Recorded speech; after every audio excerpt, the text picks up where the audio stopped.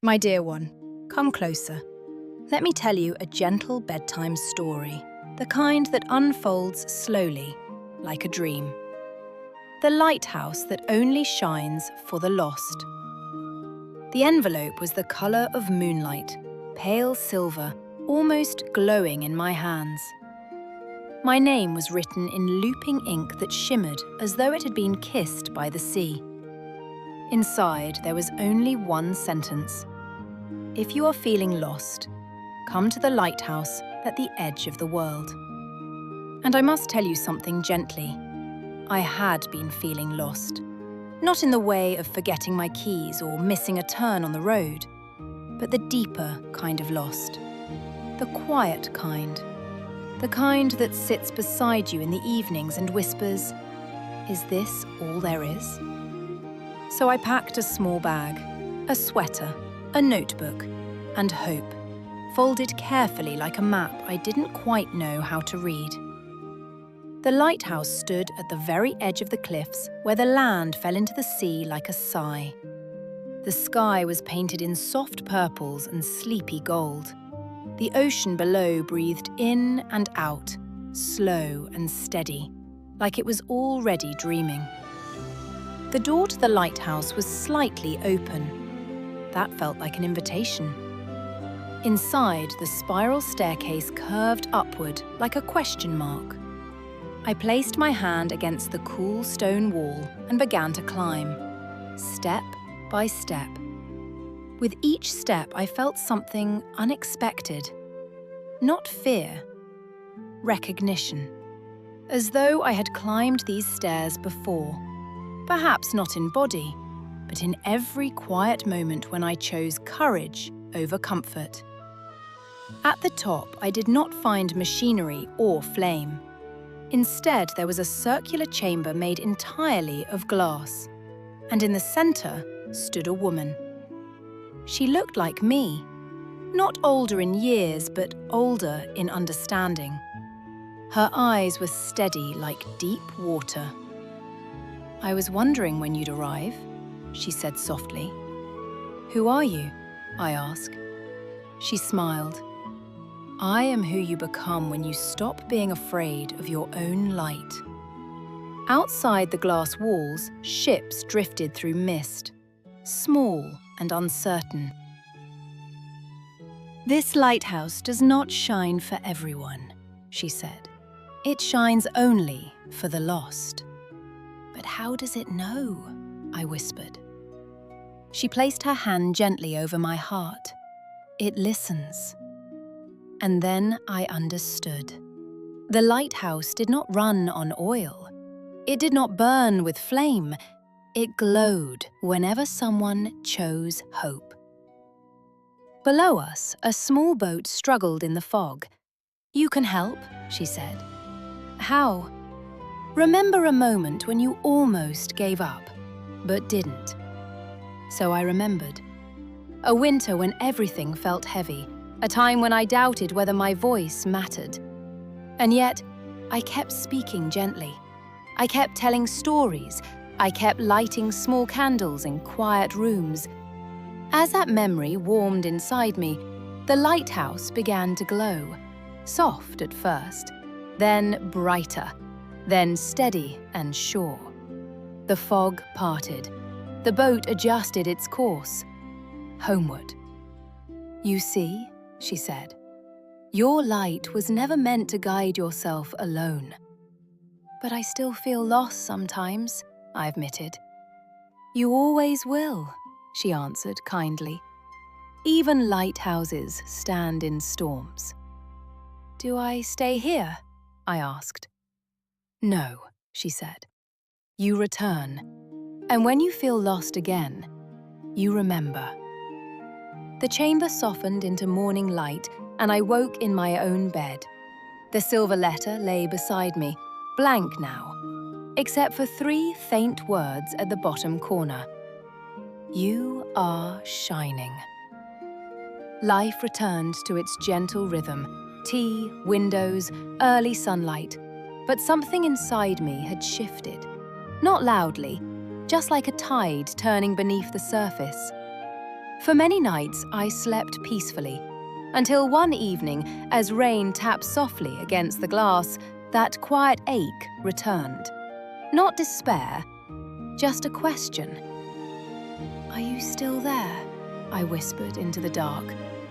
And instead of waiting for another letter, I closed my eyes and chose to return.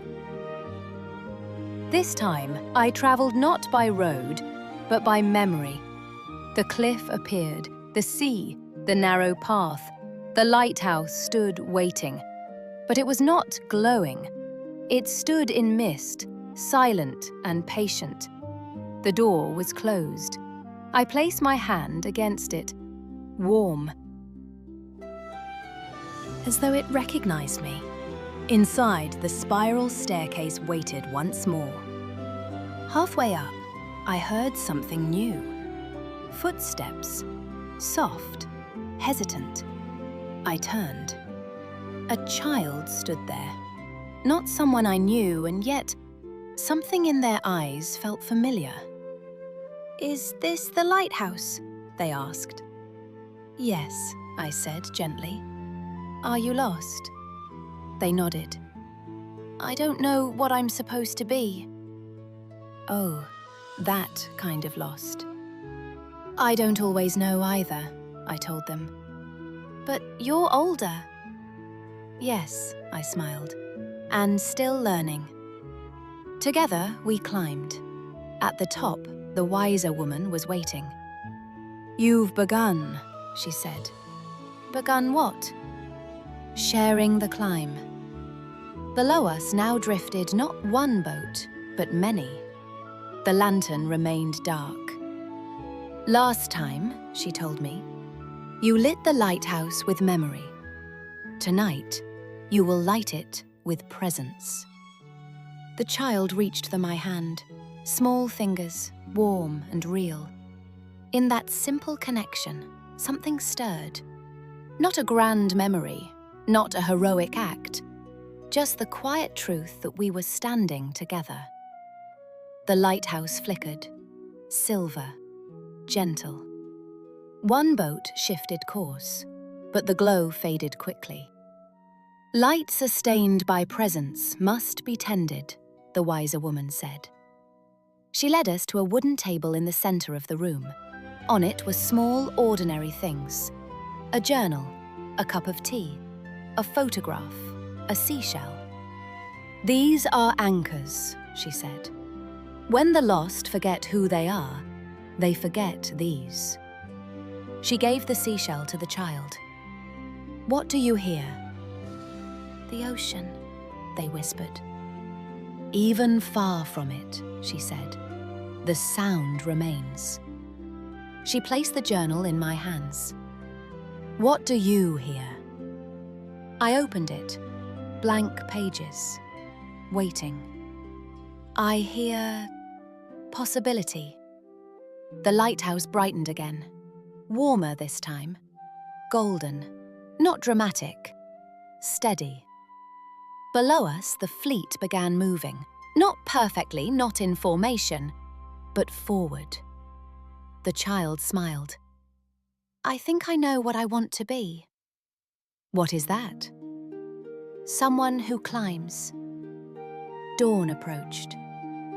"You will not always feel bright," the wiser woman said softly. "Light is not a performance. It is a practice." The child's hand squeezed mine. Then slowly, like morning fog, they dissolved into pale light. The chamber softened, and I woke once more. Rain had stopped. The world felt washed clean. On my bedside table rested a seashell. I held it to my ear. The ocean, steady, patient, unhurried. And I understood something new. The lighthouse is not a place you visit. It is a place you become. It shines when you remember. It shines when you sit beside someone who is afraid. It shines when you tend small sacred things. It shines when you climb, even unsure. It does not need to burn all night, only enough to guide the next step. So, if you are listening to my voice right now, if something in you feels uncertain, imagine the spiral staircase. Imagine climbing. There may be someone behind you. There may be someone in the fog. And even if you cannot see your own light, somewhere quietly, a boat is turning toward home. Now let your breathing slow. Let the tide rise and fall inside your chest. You do not have to shine all at once. Just enough. Just for now. The lighthouse is standing, and so are you.